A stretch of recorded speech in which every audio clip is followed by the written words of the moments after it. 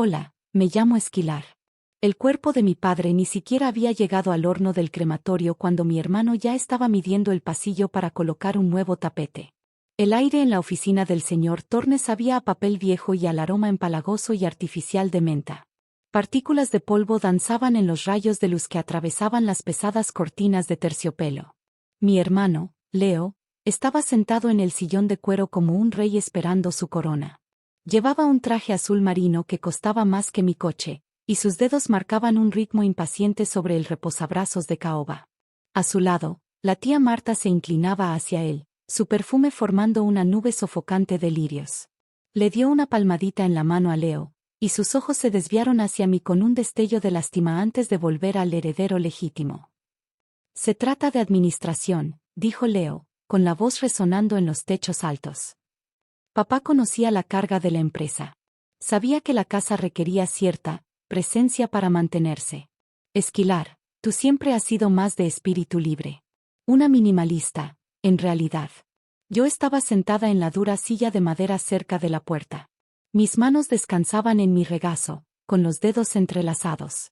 Sentía la textura áspera del anillo de sello de mi padre, que había tomado de su mesa de noche antes de que las enfermeras pudieran guardarlo.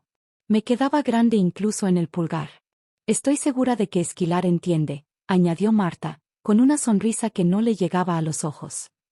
Siempre has sido tan callada, tan obediente. Leo se inclinó hacia adelante, con un brillo depredador en la mirada. La empresa, la casa, todo es mío. Las cartas de papá lo dejaron claro en los borradores preliminares. Esquilar no merece nada. Bueno, quizá el viejo Volvo y esa cabaña en el bosque.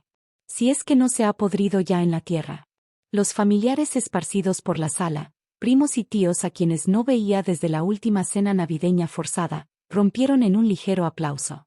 Era un sonido suave y educado, del tipo que se escucha en un torneo de golf o en un funeral donde nadie está realmente de luto.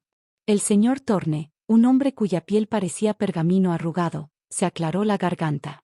Me miró a mí y luego a la gruesa carpeta manila sobre su escritorio. Leo, por favor, dije. Mi voz era apenas un murmullo, casi ahogada por el zumbido autosatisfecho de la sala. Leo sonrió con desdén mientras ajustaba sus mancuernillas. No hagas esto difícil, Sky. Todos sabemos que no estás hecha para el esfuerzo. No tienes estómago para las decisiones que papá tenía que tomar. Papá no tomó decisiones en los últimos 2 años, Leo, respondí. Yo las tomé. Mientras tú estabas expandiendo la marca en Ibiza, yo le cambiaba los catéteres y firmaba los cheques de la nómina. La risa de Leo fue seca y áspera. ¿Firmabas? Eras una secretaria glorificada. Una contratación por lástima porque no pudiste sobrevivir en el mundo real. Esquilar, querida, susurró la tía Marta, no seas resentida. No es propio. Miré al señor Torne. No estaba sonriendo. No estaba aplaudiendo. Parecía un hombre viendo un accidente en cámara lenta. Papá dejó fuera un detalle en sus borradores preliminares, dije con suavidad. El silencio no cayó de golpe. Fue extendiéndose poco a poco, empezando por los primos al fondo y terminando con Leo, cuya sonrisa se desvaneció. Se recostó, inflando el pecho. ¿Qué detalle? Susurró. La casa no forma parte de la herencia, dije. Leo parpadeó. No digas tonterías. El abuelo construyó esa casa. Papá vivió ahí 60 años. Así fue, asentí. Y cuando la empresa recibió ese golpe en 2008, el que no recuerdas porque estabas reprobando en el internado, puso la casa como garantía para un préstamo privado. Estaba a punto de perderla. Así que la vendió. ¿Se la vendió a quién? Exigió Leo. Su rostro se puso pálido, perdiendo todo color. A una sociedad llamada Vesper Assets, respondí. Se quedó ahí como usufructuario vitalicio. Pagaba $1 al año de renta. La empresa se hacía cargo de los impuestos, el techo, la plomería. ¿La firma? Igual. Vendió la participación mayoritaria hace 5 años para evitar que colapsara bajo el peso de sus gastos médicos. Leo se puso de pie de un salto, la silla rechinando contra el suelo de madera. Estás mintiendo. Torne, dígale que está mintiendo. El señor Torne sacó un documento de la carpeta. Me temo que no es así, Leo. Los activos a los que te refieres, la mansión, El edificio de oficinas en el centro y el 51% de las acciones con derecho a voto de la empresa pertenecen a Vesper. Entonces, ¿quién es dueño de Vesper? Preguntó la tía Marta, con la voz temblorosa. ¿Algún fondo de inversión? ¿Unos buitres? Metí la mano en mi bolso y saqué una libreta pequeña de cuero. Fui a la última página y deslicé una hoja sobre el escritorio hacia Leo. Era un acta constitutiva. Yo soy Vesper, dije. El silencio que siguió fue denso, casi tangible. Se escuchaba el tic-tac del reloj de péndulo en la esquina, como un martillo golpeando un clavo. Leo agarró el papel, con las manos temblándole tanto que la hoja vibraba. Esto dice que compraste la deuda en 2018, balbuceó. ¿De dónde sacaste tanto dinero? No gasté mi herencia antes de recibirla, Leo, dije. Trabajé. Invertí. Y cuando papá vino a mí llorando porque había apostado el legado familiar en una mala jugada financiera, no te lo dije. No se lo dije a nadie. Simplemente la compré.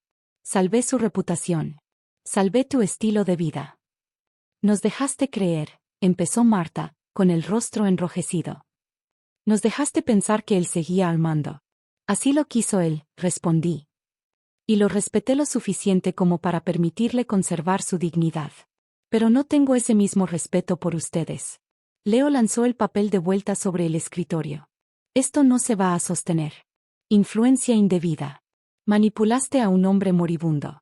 Tengo las evaluaciones psiquiátricas de los últimos 5 años, Leo, dije, con voz fría y precisa.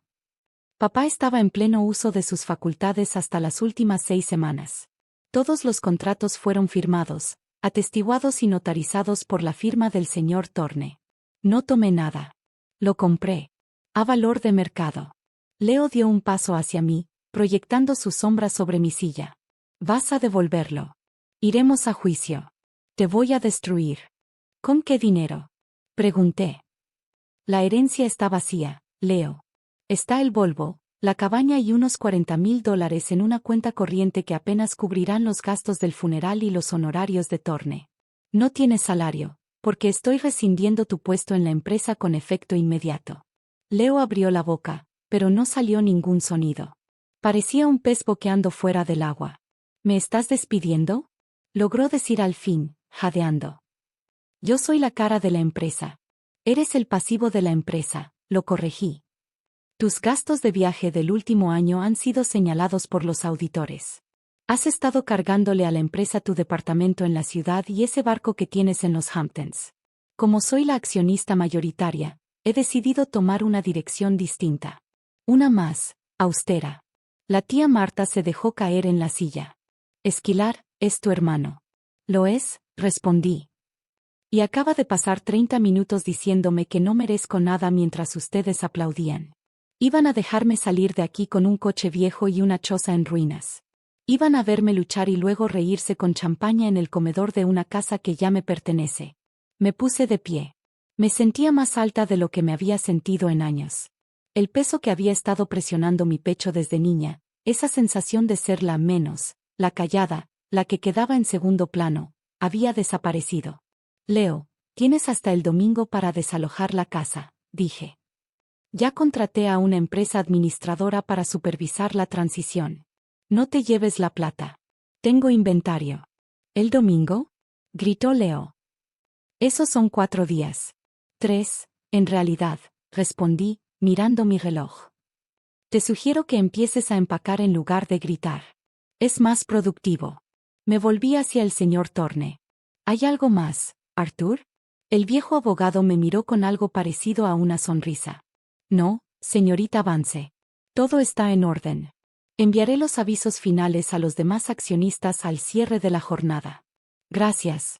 Caminé hacia la puerta. La habitación era una escena congelada de rostros en shock. Mis primos miraban al suelo. Mis tíos miraban al techo. Eran como animales de manada que acababan de darse cuenta de que la jerarquía había cambiado y ellos estaban del lado equivocado del nuevo alfa. Esquilar. Gritó Leo.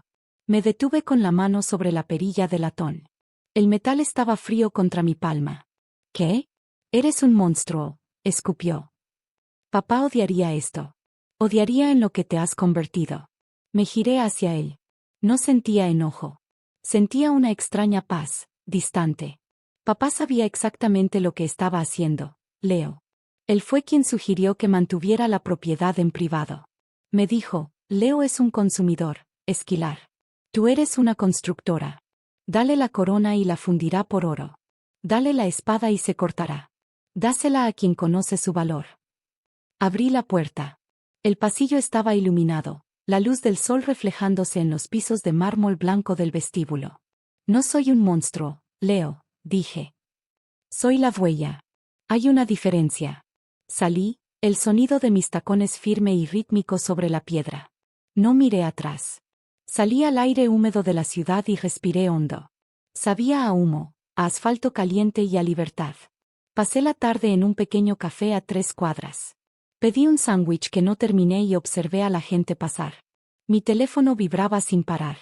Mensajes de Marta, llamadas de Leo, incluso un mensaje de un primo con el que no hablaba desde hacía una década. Los bloqueé a todos, uno por uno. El silencio que seguía a cada bloqueo era una pequeña victoria. Esa noche conduje hasta la casa. La mansión Vance, como la llamaban los periódicos locales. Era una enorme casa victoriana con un porche envolvente y una torre que capturaba los últimos tonos anaranjados del atardecer. Parecía un castillo. Se sentía como una tumba. Vi el coche de Leo en la entrada, estacionado de forma descuidada. No entré. Me quedé en el coche, junto a la acera, viendo cómo se encendían las luces en las ventanas. Vi una sombra pasar frente a la ventana de la biblioteca. Leo, probablemente caminando de un lado a otro. Probablemente bebiendo el whisky de 18 años que nuestro padre guardaba para ocasiones especiales. Pensé en las noches que pasé en esa biblioteca, cuadrando los libros mientras papá dormitaba en su sillón, con una respiración irregular y débil. Pensé en las veces que despertaba, me miraba y apretaba mi mano. No dejes que lo arruinen, Sky, me susurró una vez, con los ojos nublados por las cataratas. Ellos no conocen el costo. Solo conocen el precio. Ahora lo entendía. El costo no era el dinero. Eran los años de ser invisible. Era el silencio que mantuve mientras Leo insultaba mi inteligencia en cada brunch familiar. Era la forma en que guardé mis propias ambiciones en un cajón para proteger los secretos de un hombre que se estaba muriendo. A la mañana siguiente, llegué a la empresa. El vestíbulo era un templo de vidrio y cromo. La recepcionista, una mujer llamada Elena que llevaba 20 años trabajando ahí, levantó la vista al verme entrar. Ya había leído el memorándum interno. Buenos días, señorita Vance, dijo. Su voz era firme, pero sus ojos estaban muy abiertos. Buenos días, Elena. ¿Está lista la sala de juntas? Sí, señora. Los jefes de departamento la están esperando. Entré en la sala de juntas. Era un mar de trajes grises y expresiones confundidas. Esos hombres me conocían desde que era adolescente. Me habían tratado como una mascota. Tomé el asiento en la cabecera de la mesa. El asiento de Leo. Empecemos, dije. Tenemos mucho peso muerto que recortar y me gustaría terminar antes del almuerzo. La reunión fue brutal. No estaba ahí para hacer amigos. Estaba ahí para salvar un barco que se hundía. Les presenté las cifras reales, no las proyecciones infladas que Leo había estado vendiendo.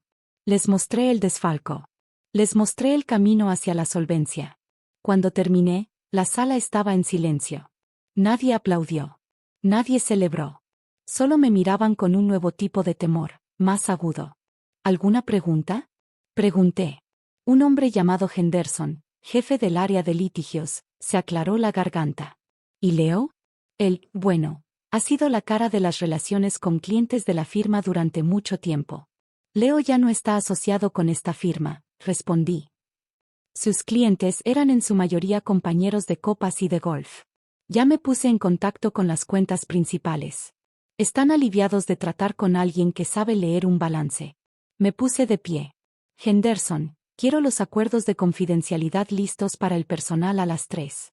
Vamos a renovar la marca. El nombre Vance se queda, pero el estilo de gestión cambia desde hoy. Pasé el resto del día en la antigua oficina de mi padre. No me senté en su silla. Me senté en una mesa auxiliar junto a la ventana. Empecé el proceso de desenredar el desastre que mi hermano había dejado. A las 5, sonó mi teléfono. Era un número desconocido. Contesté.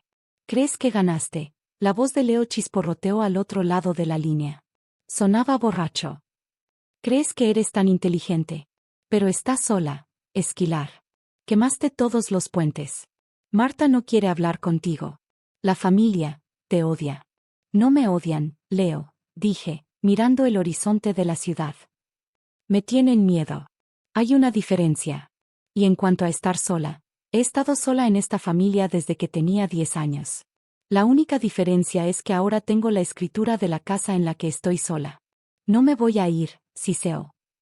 Vas a tener que sacarme a la fuerza. Ya llamé a la empresa de mudanzas, Leo. Y al departamento del sheriff. Estarán ahí el domingo a las 10 de la mañana para supervisar. Si sigues ahí, estarás invadiendo propiedad privada. Te sugiero que busques un hotel. Tal vez uno que acepte el Volvo como anticipo. Colgué. El domingo llegó con una lluvia fría y penetrante. Me quedé de pie en la acera mientras los de la mudanza sacaban los muebles de diseñador de Leo de la casa. Él estaba en el porche, con el rostro morado, gritando obscenidades que el viento se llevaba. Marta estaba a su lado, aferrando su abrigo, con aspecto fantasmal. Cuando el último camión se fue, Leo bajó los escalones. Se detuvo frente a mí. Se veía más pequeño de lo que recordaba. El traje estaba arrugado. Su cabello, desordenado. Te vas a arrepentir de esto, dijo. Cuando estés sentada en esa gran casa con nada más que tu dinero y tu ego, desearás tener un hermano. Hace mucho que no tengo un hermano, Leo, respondí. He tenido un parásito. Ve a buscar otro huésped. Levantó la mano como si fuera a golpearme, pero se detuvo. Vio a la gente del sheriff apoyado en la patrulla a unos metros. Vio la mirada fría y vacía en mis ojos. Por fin entendió que la callada ya no estaba. Se dio la vuelta y caminó hacia el Volvo. Marta lo siguió, con la cabeza baja. Observé cómo las luces traseras se desvanecían en la neblina gris de la lluvia. Subí los escalones y entré a la casa. Estaba vacía. El eco de mis pasos resonaba en los pisos desnudos. Fui a la cocina y me preparé una taza de té. Me senté en el pequeño rincón del desayuno donde solía hacer mi tarea mientras mi madre le gritaba a mi padre en la otra habitación. El silencio no era solitario. Era limpio. Durante los meses siguientes, el drama familiar se convirtió en una leyenda local. La gente susurraba en el supermercado. Me miraban en el banco. No me importaba. Liquidé las deudas. Reestructuré la empresa. Vendí la gran casa, la mansión Vance, a un desarrollador que la convirtió en un hotel boutique. No quería vivir en un mausoleo. Compré un pequeño departamento moderno en la ciudad. Grandes ventanales, paredes blancas y vista al río. Sin cortinas de terciopelo. Sin aroma a menta. Una noche, me encontré sentada en mi balcón, observando cómo las luces de la ciudad brillaban como estrellas caídas. Sostenía el anillo de sello de mi padre en la mano. Lo había mandado ajustar. Ahora me quedaba perfecto en el dedo medio. Mi teléfono vibró. Era un correo de la firma. Acabábamos de conseguir un contrato importante, uno que aseguraría las pensiones de los empleados durante los próximos 20 años. Era un buen acuerdo. Un acuerdo justo. Sentí un orgullo que no tenía nada que ver con la venganza. Era el orgullo de construir algo que realmente importaba. Había oído que Leo se había mudado a Florida. Trabajaba en bienes raíces, o al menos lo intentaba. La tía Marta se había mudado a una comunidad para retirados, financiada por una pequeña anualidad que yo misma le había establecido en silencio, suficiente para mantenerla cómoda, pero no influyente. Ya no los odiaba. Simplemente no pensaba en ellos. Entonces entendí que el detalle que papá había omitido no era solo sobre el dinero o las escrituras. También había omitido que, cuando dejas de intentar ganarte el amor de personas incapaces de dártelo, por fin tienes la energía para amarte a ti misma. Di un sorbo a mi té. El aire estaba fresco, la ciudad era ruidosa y, por primera vez en mi vida, estaba exactamente donde debía estar. La justicia no siempre es un mazo en un tribunal. A veces, es simplemente el sonido silencioso de una puerta que se cierra desde dentro, y la certeza de que por fin tienes la llave.